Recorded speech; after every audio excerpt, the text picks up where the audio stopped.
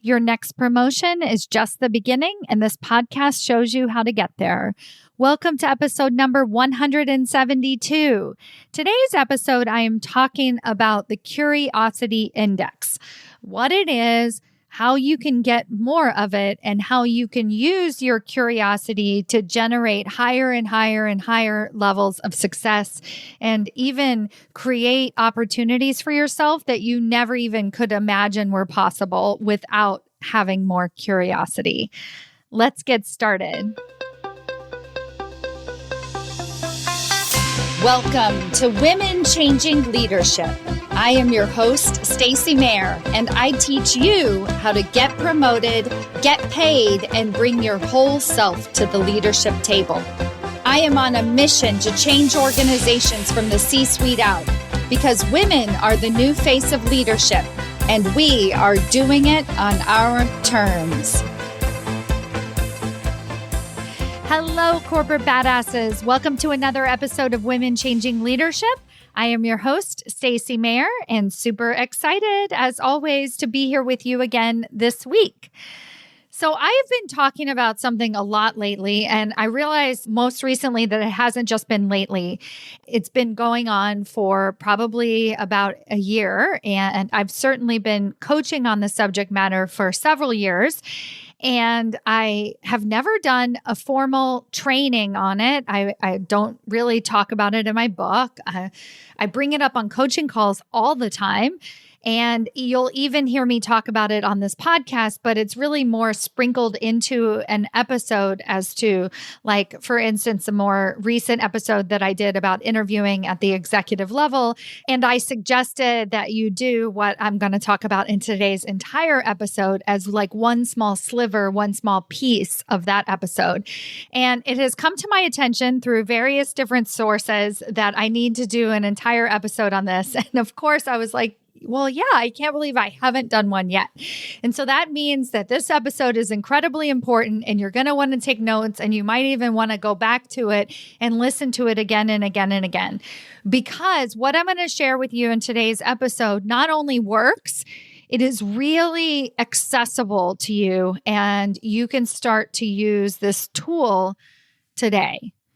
And that tool is, without further ado, the tool of curiosity. Curiosity. Now, I sent my children to an elementary school that has a foundation based in curiosity. And they talk a lot about what they call Socratic seminars, which is an open forum that they do starting at the kindergarten level, where they allow the children to simply ask questions. Instead of delivering information to a group, they teach them how to ask curious questions. And this is the philosophy, a core philosophy of the school, and it's a foundation for all the other teachings they do throughout the entire elementary school. And when I was interviewing for schools for my children, I couldn't help but notice that how they pitched the school, how they talked about the strengths of the school sounded like leadership traits. It sounded like growth mindset work. It sounded like, basically, if I send my children here, I'll be creating the next generation of leaders. And that's not coincidental. It is so foundational as an executive leader that you remain curious, that I am considering calling it the Curiosity Index. I really thought about this for today's episode, and I can point to the Curiosity Index, the amount of curiosity that you bring to a particular situation will dictate your ability to succeed. So if you bring curiosity to your interview process, you have a greater chance of success in landing the role that you're trying to get. If you bring curiosity to your leadership, if you bring curiosity to challenging situations at work, if you bring curiosity to your 15-minute ally meetings, the greater the success of those working in your favor. But you have to learn to bring curiosity into the conversation. And it's like, what does that mean? And why does it work? And how do we actually do that? These are the questions that I get asked all the time inside of Executive Ahead of Time. And then these are the questions and the coaching that I give to the women who have been working for me for several years. I'm thinking of this like an advanced topic because the women that I have seen curiosity work the best for are the women inside of my boardroom training. And I'm going to give you 3 very solid examples of women inside of the boardroom. So what is the boardroom? The boardroom is the third part of my executive leadership path. So you enter the conversation with me by listening to this podcast. And if you want to go on further and work with me more directly, then I invite you to join Executive Ahead of Time, where you're going to learn the practical application and actually put all of this work into practice. And then if you want a more customized approach, then that's when women join me inside of the leadership table, and where we really dig deep. We go into this more advanced, but also this most soul-searching level where we really get to the root of what's holding us back from whatever that next level of success is for us. And then the boardroom is the final piece of that puzzle. It's when we start to add in, basically by that point, we've gotten rid of all of our crap. And then we're able to become that thought leader. We're able to step into curiosity without any tightness, rigidity. We're really able to step into that role. But if you're not at this quote unquote advanced level and you're still feeling incredibly frustrated at work and you're in the weeds and you're problem solving at what I would consider to be this lower, more base level, which is there's nothing wrong with that, right? We have to go through that in order to get to this other side. You're going to get so much out of today's episode because you can start to sprinkle it in and you can still reap the rewards of curiosity, even if you only do it halfway or 1/4 of the way. You can still benefit from curiosity. But I want to share with you the more advanced way, the way that the women, when they're really able to let go, are able to use this. So the most recent example is a woman who I've been working with for a couple of years, and she's been in the boardroom, and she's just an absolutely phenomenal vice president. And she made the decision to go out and to find a new role. And as part of that decision, even before she stepped away and decided she was going to look outside of her company, she got really curious. She got very curious about what was next, about her long-term vision. She would ask herself questions about what's possible. And she wasn't so much worried about I have to get another job. I have to fill this void. She had given herself a financial buffer, so she had some time. She didn't have to step and leap and jump right into her next role. And she had given herself all of this great space, including time. She had 6 months or so to find her next role. And she was like, I'm going to travel and I can take my time. And before she even left her role before that, she was reached out to on LinkedIn to apply for a job. And she was she came to coaching and she was like, I don't even think I should apply for this. I don't even know if it's right. I'm not even looking for work yet. And I was like, of course you should apply for it. Of course you should stay curious. If you get an opportunity to meet with a C-suite executive leader and have a conversation about your leadership and what's next for you, just stay curious. So she went into this conversation with curiosity on the max, right? So it was technically an interview that she was doing, but what she did instead is she just was curious about the role, about where the company was headed, about, how her expertise could possibly fit into what they're looking for. That is a very different interview style than what we're so used to, which is us proving ourselves, telling them why we think we're qualified, right? She asks more questions than normal. And so much so that she received a reach out after the interview from the C-suite executive that she had interviewed with, where he said, I think I need to have you back in because I forgot to talk to you about your experience, about your resume. And to me, she was like, oh my gosh, did I do it wrong? right? And this is the first lesson that I really want you to think about in terms of staying curious and how you'll know if you're being curious enough is because it's not going to feel like your normal conversations. It's going to feel outside of the norm. You're going to be like, wait, that was the most different interview I've ever done. This happens a lot when you interview with CEOs. I'll give this idea of staying curious as almost a requirement. And again, going back to your curiosity index is that the more curious you are, the more likely you are to have success. The more curious you can stay in a conversation, the more likely you are to have the outcome that you actually want out of that conversation.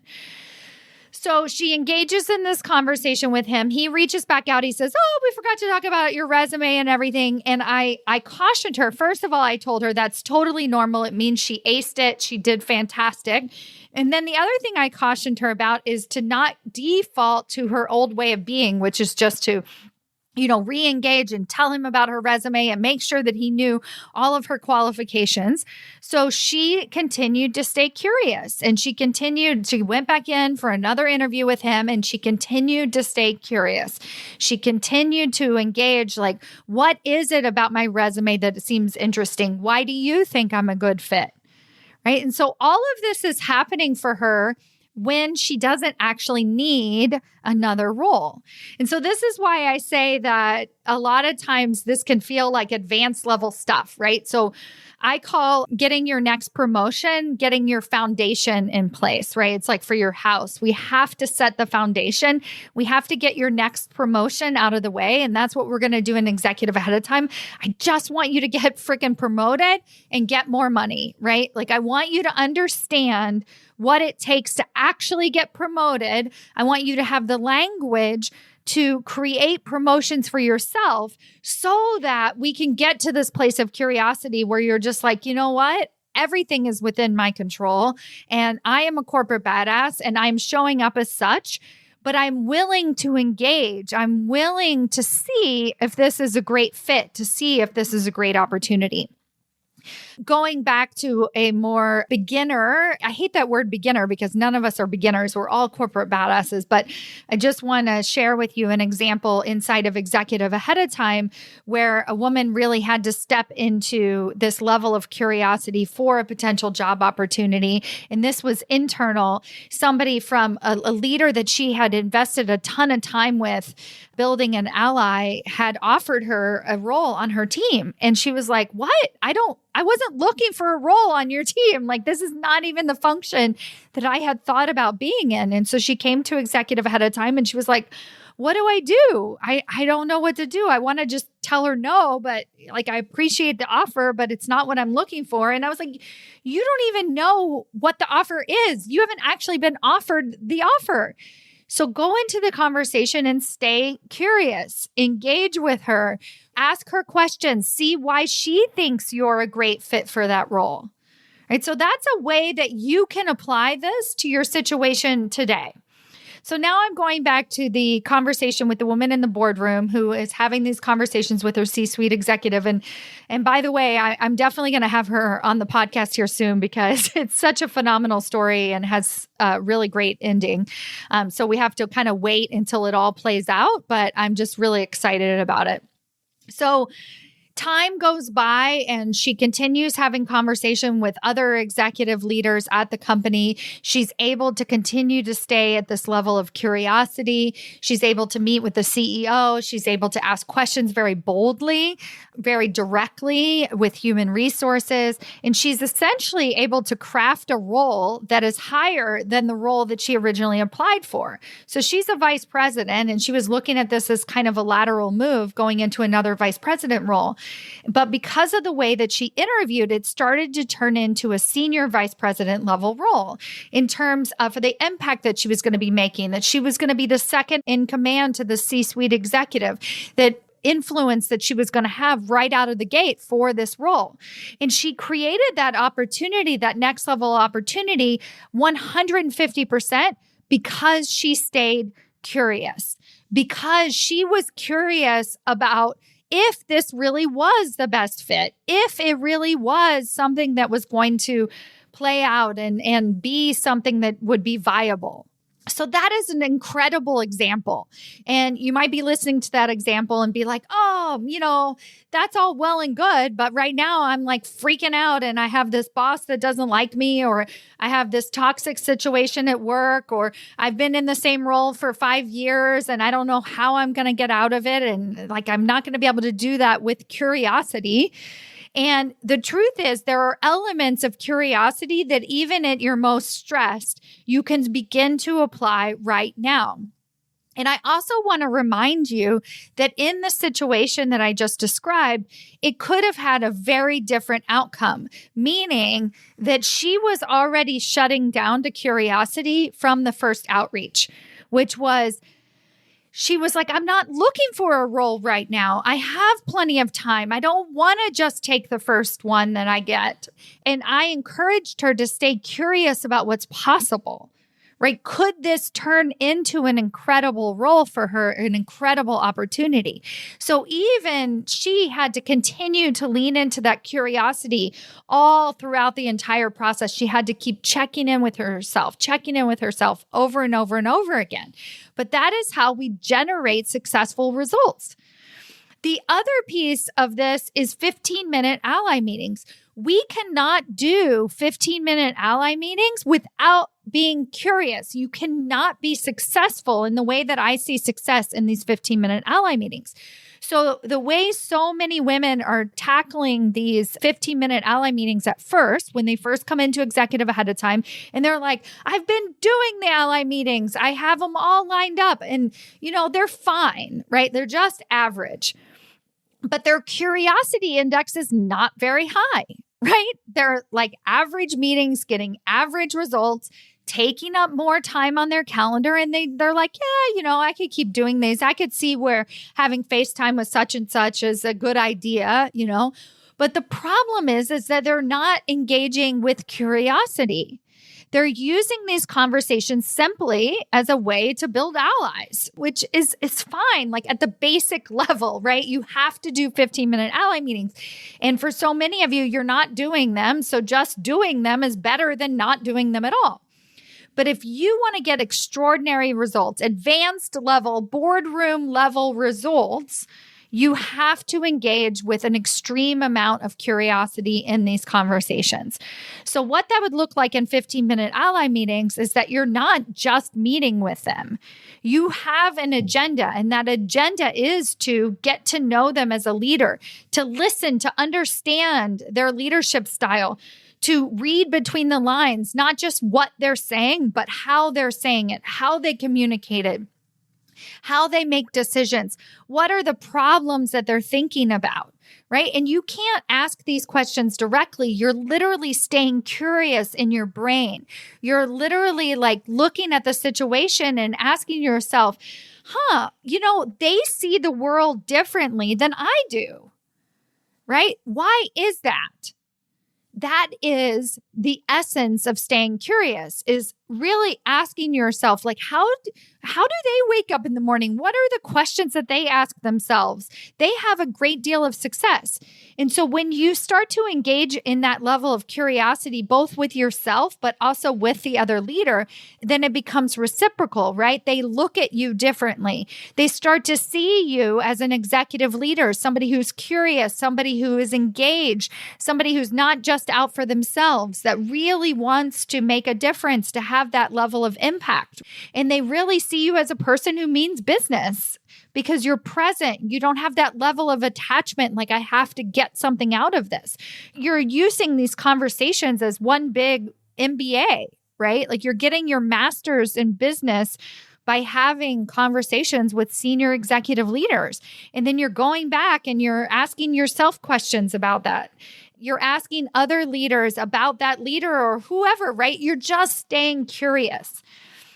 And when you have that level of curiosity and your curiosity index goes up, you're going to have a higher rate of return. You're going to have more success.